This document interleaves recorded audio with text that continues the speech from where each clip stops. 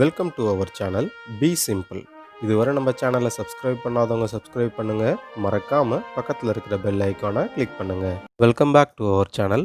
இந்த வீடியோவில் நம்ம 10th இங்கிலீஷில் யூனிட் 6ல் வரக்கூடிய ப்ரோஸான த லாஸ்ட் லெசன் அப்படிங்கிற ப்ரோஸ் பற்றி தான் பார்க்க போகிறோம். இந்த ப்ரோஸோட ரைட்டர் அல்ஃபோன்ஸ் டவுடே அப்படிங்கிறவர் தான். சரி வாங்க இப்போ வீடியோக்குள்ளே போகலாம். இந்த லெசனை டீட்டெயில்டாக தெரிஞ்சுக்கிறதுக்கு முன்னாடி இந்த லெசனை பற்றின ஒரு சில விஷயங்களை தெரிஞ்சுக்கிட்டு அதுக்கப்புறம் இந்த லெசனுக்குள்ளே போகலாம். This lesson is set in the days of France-Prussian War. France was ruled by Bismarck.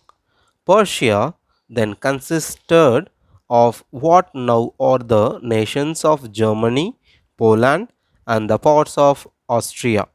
The Prussians defeated the French, and the districts of Alsace and Lorraine fell into the hands of the Prussians. The oppressors not only wanted the territory but dominated over the language and culture of the Germans, thus to take away their identity. Read the lesson to find out what impact this had on life at school. The last lesson அப்படிங்கிற இந்த பாடம் ஃப்ரான்ஸுக்கும் பர்ஷியாவுக்கும் போர் நடந்த காலகட்டத்தில் நடந்த ஒரு நிகழ்வு. அந்த போரின் விளைவாக மக்களிடையே ஏற்பட்ட சமூக மாற்றங்களை பற்றியும் ஒரு பள்ளியில் ஏற்பட்ட ஒரு பெரிய மாற்றத்தை பற்றியும் இந்த பாடம் விவரிக்குது. சரி வாங்க இப்போ அந்த பாடத்துக்குள்ளே போகலாம். அந்த போர் நடந்த காலகட்டத்தில் ஃப்ரான்ஸை ஆண்டுகிட்டு இருந்தது பிஸ்மார்க் அப்படிங்கிற ஒரு அரசர். பர்ஷியா என்னும் நாடானது அப்பொழுது ஜெர்மனி, போலாந்து மற்றும் ஆஸ்திரியாவின் சில பகுதிகளை உள்ளடக்கியதாக இருந்தது. பர்ஷியா தேசமானது ஃப்ரான்ஸை அந்த போரில் தோற்கடிச்சு ஃப்ரான்ஸோட பகுதிகளான ஆல்சா மற்றும் லொரைன் மாவட்டங்களை தன்வசமாக்கியச்சு. பர்ஷியா தன்வசமாக்கின அந்த பிரதேசங்களில் வாழுற மக்களிடையே ஜெர்மன் மொழியையும் கலாச்சாரத்தையும் பர்ஷியாவானது திணிச்சிச்சு. ஃப்ரான்ஸ் மக்களிடம் ஜெர்மானியர்கள் தங்களோட ஜெர்மன் மொழியை திணிச்சாங்க. அந்த மொழி திணிப்பானது மக்களோடு நின்று போயிடாமல் அங்கே இருந்த ஒரு பள்ளியிலையும் திணிக்கப்பட்டது. அவ்வாறு மொழி திணிப்பு ஏற்படும் பொழுது அந்த பள்ளியில் ஏற்பட்ட ஒரு பெரிய மாற்றம் தான் இந்த பாடம். சரி வாங்க இப்போ லெசனுக்குள்ளே போகலாம். I started for school very late that morning and was in great dread of a scolding, especially because Mr. Hamel had said that he would question us on participles, and I did not know the first word about them. For a moment, I thought of running away and spending the day out of doors. It was so warm, so bright. The birds were creeping at the edges of the woods, and in the open field back of the sawmill the Persian soldiers were drilling. It was all much more tempting than the rule of participles, but I had the strength to resist and hurried off to school. இந்த ஸ்டோரியானது France அப்படின்னு சொல்லக்கூடிய ஒரு பள்ளி மாணவன் நம்மக்கிட்ட சொல்கிற மாதிரி இந்த கதையோட அமைப்பை எழுத்தாளர் வடிவமைச்சிருப்பார். இந்த கதையோட மோஸ்ட் இம்பார்ட்டன்ட் கேரக்டர்ஸ்னு பார்த்தீங்கன்னா 2 கேரக்டர்ஸ். ஒன்று இந்த ஸ்கூல் பாய் ஃப்ரான்ஸ், இன்னொன்று இந்த ஸ்கூல் பாயோட டீச்சர், ஃப்ரெஞ்ச் சொல்லிக் கொடுக்குற ஒரு ஆசிரியர். அவர் பேர் தான் எம் ஹேமல் அப்படின்னு சொல்லிட்டு இந்த பேசேஜில் உங்களுக்கு கொடுத்துருப்பாங்க. சரி வாங்க இப்போ ஸ்டோரியை பார்ப்போம். இந்த கதையை ஃப்ரான்ஸுங்கிற பள்ளி மாணவன் சொல்ல ஆரம்பிக்கிறான். கேளுங்க. இன்றைய தினம் நான் ஸ்கூலுக்கு கிளம்புறதே ரொம்ப தாமதமாக தான் கிளம்புறேன். ஏன்னா என்னுடைய ஆசிரியர் ஹேமல் அப்படிங்கிறவர் இன்றைக்கி பார்ட்டிசிபிள்ஸ் அப்படிங்கிற தலைப்பில் இருந்து எங்களை கேள்வி கேட்க போகிறதா சொல்லியிருந்தார். எனக்கு பார்ட்டிசிபிள்ஸை பற்றி ஒன்றுமே தெரியாது. அவர்கிட்ட இருந்து திட்டு வாங்கிறதுல இருந்து நான் தப்பிக்கணும் அப்படின்னு நினைக்கிறேன். இன்றைக்கி ஸ்கூலுக்கு போகாமல் வேறு எங்கேயாவது போய் பொழுதை கழிச்சிட்டு ஸ்கூலில் இருந்து திரும்பின மாதிரியே வீட்டுக்கு வந்துடலாம் அப்படின்னு கூட எனக்கு தோணிக்கிட்டு இருக்கு. என்னதான் எனக்கு ஸ்கூலுக்கு போக வேணான்னு யோசனை வந்தாலும் வேறு வழியே இல்லை. நான் இன்றைக்கி ஸ்கூலுக்கு போய் தான் ஆகணும். இப்போ அந்த கிளைமேட்டை பாருங்களேன், எவ்வளோ வெளிச்சமாக வெப்பமாக அழகாக இருக்குது. பறவைகள்லாம் மரத்தில் உட்காந்து கத்திக்கிட்டு இருக்கு. ஆனால் நான் மட்டும் ரொம்ப சோகமாக ஸ்கூலுக்கு போயிட்டுருக்கேன். நான் போகிற வழியில் மரம் அறுக்கும் ஆலை இருக்குது, அதெல்லாம் பார்க்குறதுக்கே எனக்கு ஆசையாக இருக்குது.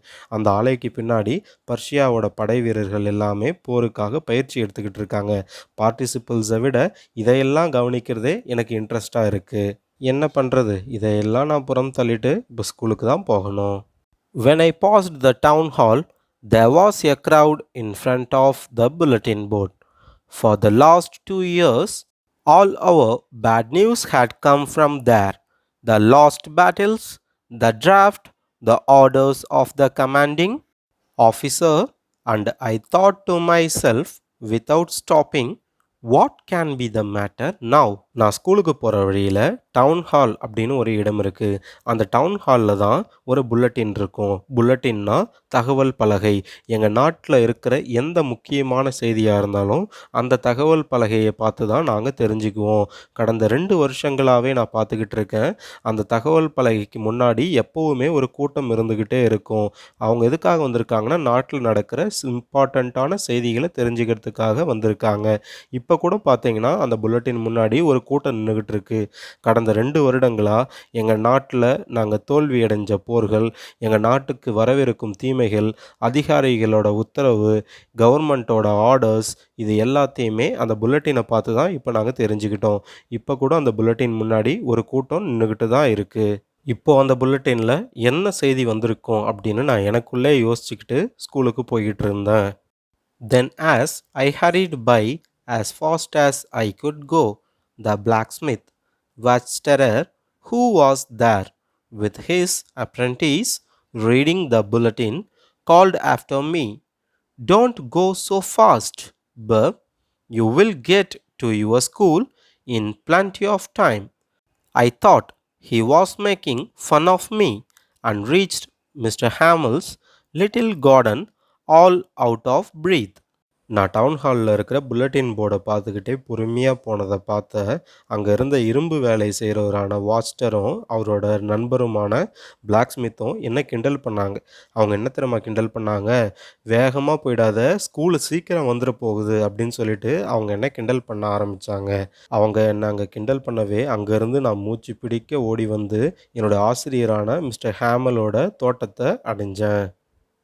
Usually, when school began, there was a great bustle which could be heard out in the street.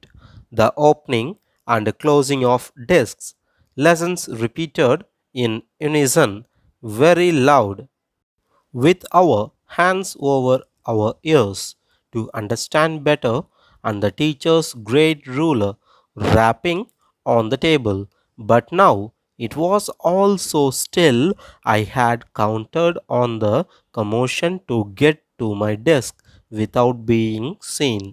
But, of course, that day everything had to be as quiet as Sunday morning.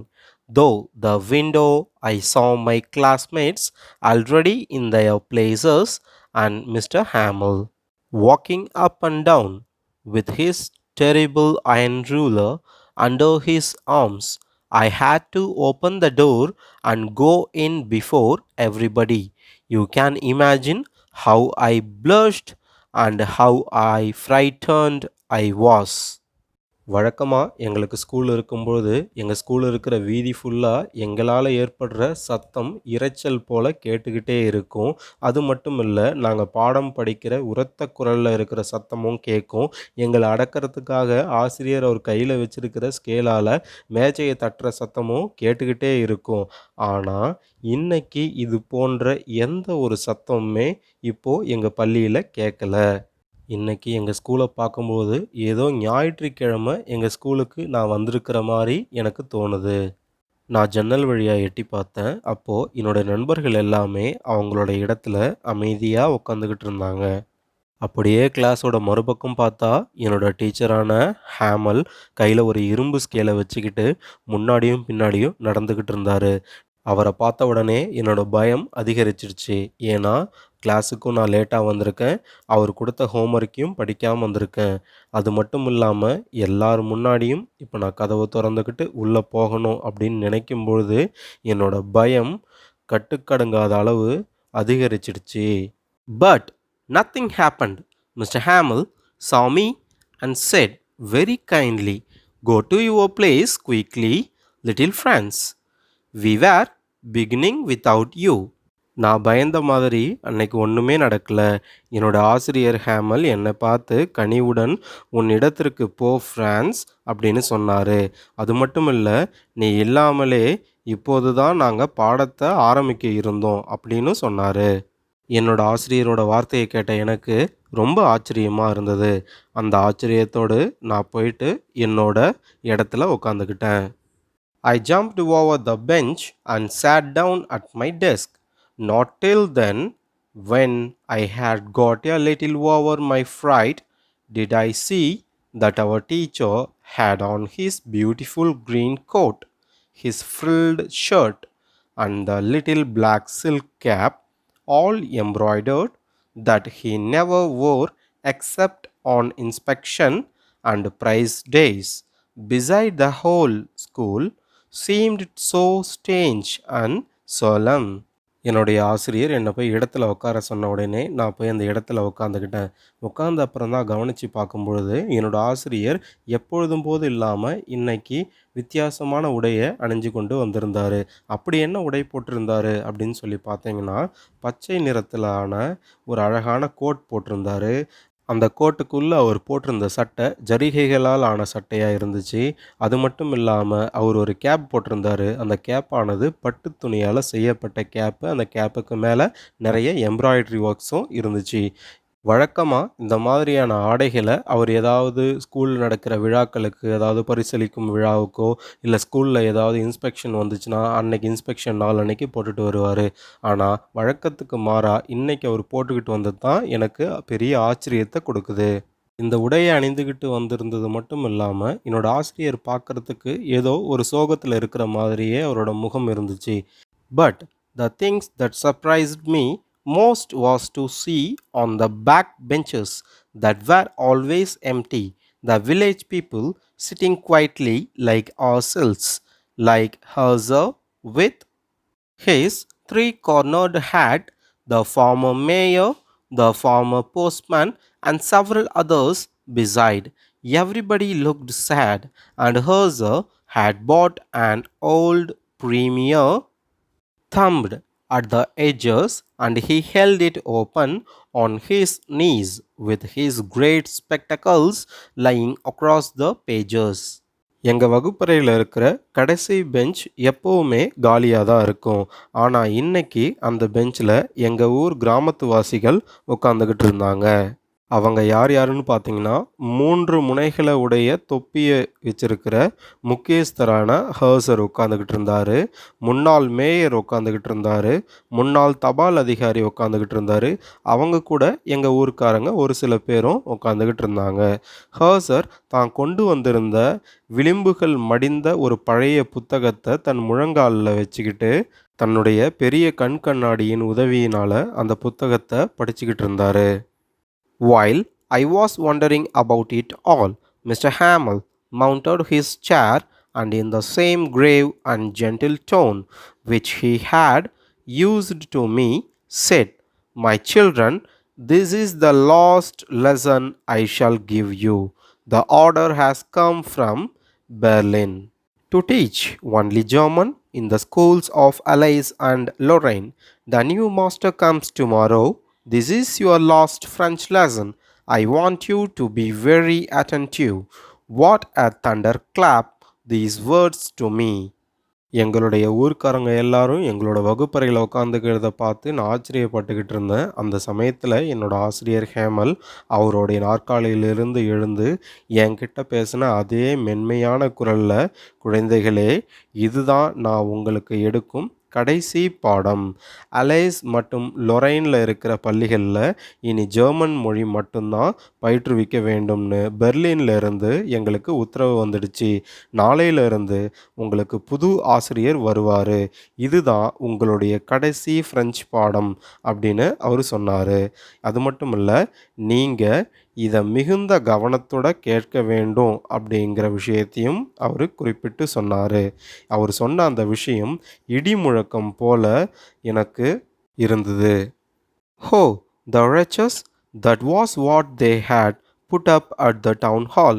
my last French lesson. Why? I hardly knew how to write. I should never learn any more. I must stop there. Then, oh, how sorry I was for not learning my lessons, for seeking birds' eggs or going sliding on the Sar. My books that had seemed such a nuisance a while ago, so heavy to carry, my grammar and my history of the saints, were old friends now that I couldn't give up. And Mr. Hamill, too. The idea that he was going away, that I should never see him again, made me forget all about his ruler and how cranky he was. இனிமே இந்த ஊரில் ஃப்ரெஞ்சுக்கு பதிலாக German கற்றுக்கணும் அப்படின்னு என்னோட ஆசிரியர் Hamel சொல்லும்போது தான் எனக்கு புரிய வருது. நான் வர்ற வழியில் புல்லட்டின் செய்தி பலகையில் இந்த செய்தி தான் வந்திருக்குன்னு இப்போ தான் எனக்கு தோணுது. ஃப்ரான்ஸ் அப்படின்னு சொல்லக்கூடிய அந்த மாணவன் நினைக்கிற மனக்குமுறலை இப்போ பார்ப்போம். இதுதான் என்னோட கடைசி ஃப்ரெஞ்ச் பாடமா? எனக்கு ஃப்ரெஞ்ச் எழுதவும் தெரியாது. இனிமே நான் ஃப்ரெஞ்ச் கற்றுக்கணும்னு நினச்சாலும் அது இப்போது முடியாததா ஒரு விஷயமா ஆயிடுச்சு. ஃப்ரெஞ்ச் கற்றுக்க முடியாமல் போனதுக்கு நான் இப்போ தான் வருத்தப்படுறேன். வெறும் பறவையோட முட்டைகளை தேடிக்கொண்டும் சார் ஆற்றின் கரைகளில் சறுக்கி விளையாடி கொண்டும் என்னோடய ஃப்ரெஞ்ச் கல்வியை நான் இழந்துட்டேன். சற்று முன்னாடி சுமையாக நினச்ச என்னுடைய புத்தகங்களான என்னுடைய இலக்கண புத்தகம், கிராமர் புக்கு, என்னுடைய வரலாற்று புத்தகம், ஹிஸ்ட்ரி புத்தகங்கள் ஆகியவை எல்லாமே இப்போ என்னுடைய பழைய தோழர்களாக மாறிடுச்சு. Poor man.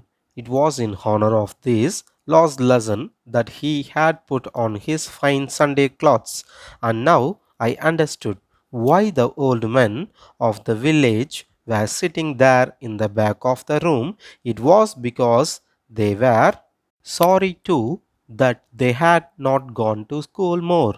It was their way of thanking our master for his 40 years of faithful service and of showing their respect for the country that was theirs no more.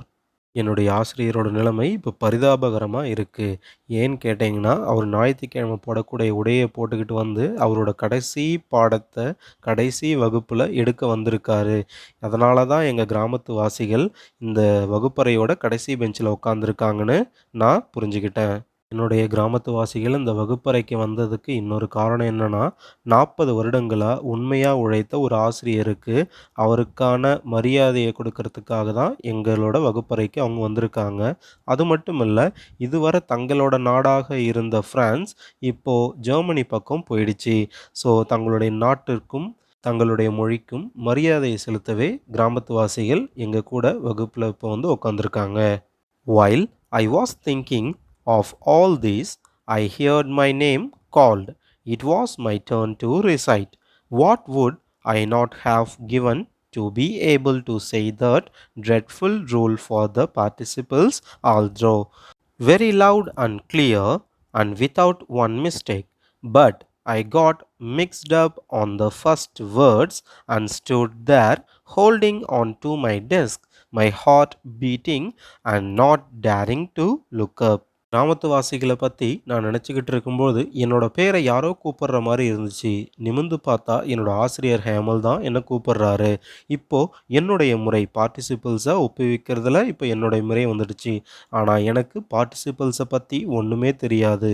எழுந்து ஒப்புவிக்க ஆரம்பித்த முதல் வரியிலேயே எனக்கு தடுமாற்றம் ஏற்பட்டு நான் அப்படியே என்னோட மேஜையை பிடிச்சிக்கிட்டு நின்றுட்டேன். என்னுடைய ஆசிரியரை நிமிர்ந்து பார்க்கக்கூட தைரியம் இல்லாமல் பயந்து போய் இதயம் படபடக்க அப்படியே நின்றுக்கிட்டு இருந்தேன். I heard Mr. Hamill say to me, I won't scold you, little Franz. You must feel bad enough. See how it is. Every day we have said to ourselves, bah, I have plenty of time. I will learn it tomorrow. And now you see where we were come out. Ha! That's the great trouble with Alsace. She puts off learning till tomorrow. Now those fellows out there will have the right to say to you, how is it you pretend to be Frenchman, and yet you can neither speak nor write your own language? But you are not the worst, poor little Franz. We have all a great deal to reproach ourselves with. பார்ட்டிசிபிள்ஸை ஒப்புவிக்க முடியாமல் நின்றுக்கிட்டு இருந்த என்கிட்ட என்னோட ஆசிரியர் Hamel வந்தார். வந்து அவர் என்கிட்ட என்ன சொன்னாருன்னா, உன்னை நான் இன்னைக்கு திட்டமாட்டேன் லிட்டில் ஃப்ரான்ஸ், நீ தான் இதுக்கு வருத்தப்படணும். ஒவ்வொரு நாளும் நம்மக்கிட்ட நிறைய நேரம் இருக்குது, நாளை இதை நான் கற்றுக்கிறேன் அப்படின்னு நம்மக்குள்ளே நமக்கு சொல்லிக்கிறனால தான் எல்லா விஷயத்தையும் நம்ம கற்றுக்காமல் போயிடுறோம். அது மட்டும் இல்ல, இதுதான் ஆல்சா நகரத்தின் கஷ்டகாலம். ஆல்சா நகரம் எப்பொழுதும் எந்த ஒரு விஷயத்தையும் உடனே கத்துக்கிறதில்ல. அத தள்ளி போட்டுக்கொண்டே இருந்தது. இப்பொழுது எதிரிகள் நம்மிடம் வந்து, "நீங்கள் எப்படி பிரெஞ்சு மக்கள்னு சொல்லிக்கிறீங்க? உங்களுக்கு உங்களோட சொந்த மொழியான பிரெஞ்சு மொழிய படிக்கவும் தெரியல, எழுதவும் தெரியல. நீங்க எப்படி அந்த மொழிக்கு உரிமை கொண்டாட முடியும்னு?" நம்மள கேட்குறாங்க. எதிரிகள் நம்மள அப்படி கேட்கறதுக்கு காரணம் வேற யாரும் கிடையாது, நாம தான். ஆனா ஒண்ணு மட்டும் சொல்றேன் லிட்டில் ஃப்ரான்ஸ், நீ மோசமான மாணவன் கிடையாது. நன்கு படிக்கக்கூடிய திறமை உள்ள மாணவன் தான் நீ. Your parents were not anxious enough to have you learn. They preferred to put you to work on your farm or at the mills so as to have a little more money. And I have been to blame also. Have I not often sent you to water my flowers instead of learning your lessons? And when I wanted to go fishing, I did not just give you a holiday. Little France போல ஒரு சில மாணவர்கள் அந்த வகுப்பில் French மொழியை எழுதவும் படிக்கவும் தெரியாமல் இருக்காங்க. அவங்கள பார்த்த ஆசிரியர் ஹேமல் என்ன சொல்கிறாருன்னா, நீங்கள்லாம் படிக்காமல் இருக்கிறதுக்கு பல காரணங்கள் இருக்குது. அதில் முதல் காரணங்கள் உங்களுடைய பெற்றோர். அவங்க என்ன பண்ணுறாங்கன்னா, உங்களை மாதிரி குழந்தைகளை ஏதாவது ஒரு ஆலையிலேயோ இல்லை ஒரு பண்ணையிலேயோ வேலைக்கு சேர்த்து விட்டு உங்கள் மூலயமா வர்ற சின்ன வருமானம் அவங்களுக்கு போதுமானதாக இருந்தது. நீங்கள் படிக்கணும்னு அவங்க விருப்பப்படல. ரெண்டாவது தவறு யாருக்கிட்ட இருக்குன்னா, என்னோட தப்பு தான். என்னோட தோட்டத்தில் இருக்கிற பூச்செடிக்கு தண்ணி ஊற்றுறதுக்கு உங்களை நான் அனுப்பிட்டேன். அது மட்டும் இல்லாமல் எனக்கு எப்பப்பெல்லாம் மீன் பிடிக்கணும்னு தோணுதோ அப்போல்லாம் உங்களுக்கு நான் விடுமுறை விட்டுட்டேன். நீங்கள் படிக்காமல் போனதுக்கு ஒரு வகையில் நானும் காரணமாயிட்டேன். இந்த மாதிரி பல விஷயங்களை ஆசிரியர் ஹேமல் மாணவர்கள்கிட்ட பகிர்ந்துக்கிட்டு இருந்தார். Then, from the one thing to another, Mr. Hamel went on to talk of the French language, saying that it was the most beautiful language in the world, the clearest, the most logical, that we must guard it among us and never forget it, because when a people are enslaved, as long as they hold fast to their language, it is as if they had the key to their prison. Then he opened a grammar and read us our lesson. I was amazed to see how well I understood it. All he said seemed so easy, so easy. I think too that I had never listened so carefully and that he had never explained everything with so much patience. மாணவர்கள் ஒரு சில பேர் அந்த வகுப்பில் ஒழுங்காக படிக்காமல் இருந்தாங்க. அவங்க படிக்காமல் போகிறதுக்கு தன்னையே ஒரு காரணமாக ஹேமல் சொல்லிட்டு அடுத்ததாக ஃப்ரெஞ்சு மொழியை புகழை பற்றி பேச ஆரம்பிக்கிறாரு. ஃப்ரெஞ்சு மொழியானது உலகத்திலேயே மிக அழகான மொழி, தெளிவான மொழி, தார்க்க ரீதியான மொழி. அதை நம்ம கற்றுக்க வேண்டும். அந்த மொழியை நம்ம மறக்கக்கூடாது. ஏன்னா நம்ம அடிமைப்பட்டு இருந்தாலும் நம்முடைய தாய்மொழியை மறக்காமல் இருந்தோம்னா நம்மளோட அடிமை விலங்க அது சாவி போல செயல்பட்டு உடை தெரியும் அப்படின்னு ஃப்ரெஞ்சு மொழிக்கு புகழாரம் சூட்டினார் மிஸ்டர் ஹேமல். பிரெஞ்சு மொழியின் புகழை பேசி முடிச்சதுக்கு பிறகு ஹேமல் ஒரு இலக்கண புத்தகத்தை எடுத்து படிக்க துவங்கினார். பொறுமையாக அந்த புத்தகத்தில் அவர் படித்த விஷயங்களை எங்களுக்கு விளக்கி சொன்னார். அந்த பாடம் எனக்கு ரொம்ப எளிமையாக நல்லாவே புரிஞ்சுது. இது நாள் வரையில் அவர் நடத்தின பாடம் எனக்கு புரியலை. ஏன்னா நான் சரியாக கவனிக்கவும் செய்யலை. அவரும் இந்த மாதிரி பொறுமையாக நடத்தினதில்லை. இன்றைக்கி அவர் அவ்வளோ பொறுமையாக நடத்தினதுனால இந்த பாடம் எனக்கு நல்லாவே புரிஞ்சுது. It seemed almost as if the poor man wanted to give us all he knew before going away and to put it all into our heads at one stroke. இதுவரையில் என்னோட ஆசிரியரான ஹேமல் இவ்வளோ பொறுமையாக பாடம் நடத்தினதே கிடையாது. இன்றைக்கி அவர் இவ்வளோ பொறுமையாக நடத்தினதுக்கு காரணமாக அவர் என்ன நினச்சிருக்காருன்னா, இந்த ஒரே பாடத்தை வச்சு அவர் கற்றுக்கிட்ட அத்தனை விஷயங்களையும் எங்களை கற்றுக்க வைக்கணும்னு அவர் நடத்துகிற மாதிரியே இன்றைய வகுப்பு இருந்துச்சு. After the grammar we had a lesson in writing. That day Mr. Hamel had new copies for us, written in a beautiful round hand, France, Alsace, France, Alsace. They looked like little flags floating everywhere in the schoolroom, hung from the rod at the top of our desk. இலக்கண பாடத்தை ரொம்ப பொறுமையாக எல்லாருக்கும் புரியும் வகையில் நடத்தி முடித்த Hamel அடுத்ததாக எழுத்து பயிற்சி பாடத்தை நடத்த ஆரம்பித்தார். அன்னைய தினம் ஹேமல் புதுசாக ஒரு சில பேப்பரை எங்ககிட்ட கொடுத்தாரு எழுத்து பயிற்சி செய்கிறதுக்காக. அந்த பேப்பரில் ஃப்ரான்ஸ் ஆல்சா ஃப்ரான்ஸ் ஆல்சா அப்படின்னு அழகாக எழுதியிருந்தது. இந்த மாதிரி எழுதப்பட்ட பேப்பரை எங்கள் மேஜைக்கு மேலே உள்ள கம்பியிலையும் அவர் தொங்க விட்டிருந்தார். இது பார்க்குறதுக்கு வகுப்பறைகள் ஃபுல்லாக சின்ன சின்ன கொடிகளால் அலங்கரிச்சிருக்கிறத போல எங்களுக்கு காட்சியளித்தது. You ought to have seen how everyone set to work and how quiet it was. The only sound was the scratching of the pens over the paper once some beetles flew in, but nobody paid any attention to them, not even the littlest ones, who worked right on tracing their fish hooks as if that was French too. On the roof the pigeons cooed very low, and I thought to myself, will they make them sing in German, even the pigeons? எழுத்து பயிற்சி வகுப்பு தொடங்கின உடனே எங்கள் வகுப்பறையில் ஒரு சின்ன சத்தம் கூட இல்லை. அங்கே கேட்ட ஒரே சத்தம் பேனாவால் பேப்பரில் எழுதும்போது ஏற்படுகின்ற ஓசை மட்டும்தான். அது மட்டும் இல்லாமல் ஒரு சில வண்டுகள் உள்ளே வந்து போச்சு. அந்த வண்டுகள் பறந்து வந்த சத்தமும் கேட்டது. அதை யாருமே கவனிக்கவே இல்லை. அங்கிருந்த ஒரு சில பறவைகள் தங்களோட நகங்களால் பிராண்டி கொண்டிருந்தன. அது ஏதோ பிரெஞ்சு மொழியை வேகமாக எழுதுவது போல சத்தம் கேட்டு கொண்டிருந்தது. கூரை மேலே இருக்கிற புறாக்கள் கூட மெதுவாக கத்திக்கிட்டு இருந்துச்சு.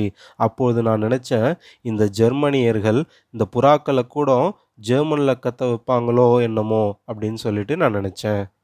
Whenever I looked up from my writing, I saw Mr. Hammer sitting motionless in his chair and gazing first at one thing, then at another, as if he wanted to fix in his mind just how everything looked in that little school room. Fancy for 40 years he had been there in the same place, with his garden outside the window and his class in front of him. Just like that, only the desks and benches had been worn smooth, the walnut tree in the garden were taller, and the herb vine that he had planted himself twined about the windows to the roof. How it must have broken his heart to leave it all, poor man, to hear his sister moving about in the room above, packing their trunks, for they must leave the country next day. France எழுதிக்கிட்டு இருக்கும்பொழுது நிமிர்ந்து பார்க்குறான். அப்போது அவனோட டீச்சரான Hamel அசைவின்றி ஒரு இடத்துல வெறித்து பார்த்து கொண்டு இருக்கிறாரு. 40 வருடங்களாக அதே ஸ்கூலில் அவர் ஒர்க் பண்ணியிருக்காரு. பள்ளியின் வகுப்பறை நினைவுகளை அசை போட்டு கொண்டு இருக்கிறத என்னால் உணர முடியுது. என்னுடைய ஆசிரியரான ஹேமல் வகுப்பறை நினைவுகளையும் தாண்டி எங்கள் வகுப்பறைக்கு வெளியே அவருடைய தோட்டம், அந்த தோட்டத்தில் ஒரு பக்கத்தில் நாங்கள் உபயோகப்படுத்தாத மரப்பலகைகள் ஒரு பக்கம் அடைக்கிருக்காங்க. அது மேலே உயர்ந்து நிற்கும் அந்த ஹோப் வைன் அப்படின்னு சொல்லக்கூடிய ஒரு வகையான கொடி. அது மட்டும் இல்லாமல் அவர் தோட்டத்தில் இருக்கிற வால்நட் மரம், இதை எல்லாத்தையுமே அவர் பார்த்துக்கிட்டு இருக்காரு. இவ்வளவு அழகான இடமும் சிறப்பான பள்ளியையும் விட்டுட்டு போகிறதுக்கு ஹேமலுக்கு விருப்பமே இல்லை. இருந்தாலும் ஜெர்மானியர்கள் ஃப்ரெஞ்சு சொல்லிக் கொடுக்குற ஆசிரியர் ஜெர்மனியில் இருக்கக்கூடாது அப்படின்னு அவங்க பிறப்பித்த ஆணையினால் இந்த பள்ளியையும் இந்த இடத்தையும் எங்களையும் விட்டு பிரிய வேண்டிய கட்டாயத்தில் இருந்தார். மிஸ்டர் ஹேமலுடைய சகோதரி இவங்க அந்த நாட்டை விட்டு வெளியேறணும்னு வந்த ஆணையினால் இவங்களோட பொருட்கள் எல்லாத்தையும் ஒரு பொட்டியில் எடுத்து வச்சு இந்த நாட்டை விட்டு புறப்பட தயாராக இருக்காங்க. But he had the courage to hear every lesson to the very last. After the writing, we had a lesson in history, and then the babies chanted their ba, be, bo, boo down at the back of the room. Old Herzer had put on his spectacles and, holding his primer in both hands, spelled the letters with them. You could see that he too was crying. His voice trembled with emotion, and it was so funny to hear him that we all wanted to laugh and cry. Ha! How well I remember it, that last lesson. எங்களுக்கு mister Hamel கொடுத்த எழுத்து பாடம் முடிந்த உடனே drawing class தொடங்குச்சு. அப்பொழுது குழந்தைகளுக்கான rhymes கிளாஸும் தொடங்கி முடிக்கப்பட்டது. அப்போது ஹர்சர் அவருடைய நடுநடுங்கிய குரல்ல எங்களுக்கு முன்னாடி வந்து பேசினாரு. அவர் பேசினது எங்க எல்லாருக்குமே சிரிப்பை வர வச்சுது. என்னதான் ஹர்சர் சிரிப்பை வர வைக்கும்படி பேசினாலும் இதுதான் எங்களுடைய கடைசி பிரெஞ்சு பாடம் அப்படின்ற நினைப்பு எங்கள் வகுப்பறை முழுக்க சோகத்தை நிரப்பியது. இதில் என்ன ஒரு ஆச்சரியம்னா, இதுவரை நான் இந்த பள்ளியில் கற்றுக்கிட்ட பாடத்திலே இந்த பாடம் தான், அதுவும் இந்த கடைசி பாடம் தான் எனக்கு நல்லாவே புரிஞ்சிருக்கு. All at once the church clock struck 12. Then the angelus, at the same moment the trumpets of the Persians returning from drill sounded under our windows. Mr. Hamel stood up, very pale in his chair. I never saw him looked so tall. My friends, said he, I, but something choked him. He could not go on. Church கடிகாரமானது மணி 12 என்பதை சுட்டி காட்டுறதுக்காக ஒலிச்சது. அந்த மணிக்கு பின்னாடி சிறிது நேரத்தில் துதிப்பாடல்களும் ஒலிக்க ஆரம்பிச்சது. அதே நேரத்தில் பெர்ஷிய வீரர்கள் பயிற்சி முடிந்து ட்ரம்பட் வாத்தியத்தோட வீடு திரும்பி கொண்டிருந்தாங்க. அந்த சத்தமும் ஜன்னல் வழியாக எங்களுக்கு கேட்டது. அப்போது எங்களோட ஆசிரியரான ஹேமல் பீதியுடன் தன்னுடைய நாற்காலியிலிருந்து எழுந்து நின்னாரு. நாங்கள் அவரை அப்படி பார்த்ததே கிடையாது. எழுந்து நின்ற எங்களுடைய ஆசிரியர் என் நண்பர்களே அப்படிங்கிற வார்த்தையை தவிர வேற எந்த வார்த்தையும் அவரால் பேச முடியல. Then he turned to the blackboard, took a piece of chalk, and bearing on with his might, he wrote as large as he could, Vive la France. Then he stopped and leaned his head against the wall, and without a word, he makes a gesture to us with his hand. School is dismissed. You may go.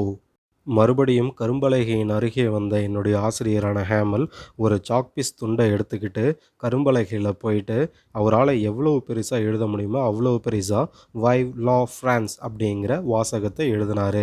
அதுக்கு என்ன அர்த்தம்னா long live France, அதாவது France நீடோடி வாழ்க அப்படிங்கிறது தான் அதுக்கான அர்த்தம்.